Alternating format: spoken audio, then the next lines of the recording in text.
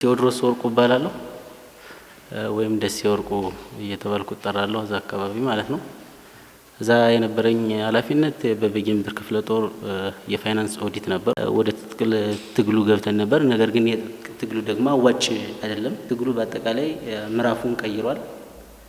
ይዘቱን ቀይሮ ከጀርባው ሌላ ዘዋሪ ያለበት ያ ማለት ኤርትራ፣ ሱዳን እንዲሁም ወያኔ እጇን አስገብታ የምትሰራበት ሁኔታ ነው ያለው። በዋናነት በመሪዎች ደረጃ ያለ በፈለጉበት መንገድ የሚዘወር ሁኔታ ነው ያለው። በቃ ጥቅም ያዘለ ነው። የእርስ በርስ ውጊያዎች በጣም ብዙ ሰዎችን አሳጥተውናል እና ትግሉ በአጠቃላይ በቃ የግለሰቦች እጅ ተጠልፏል። እስከዛሬ ያው እንግዲህ ወደዚህ ትግል ከተቀላቀልኩ 3 አመት ሆኖኛል።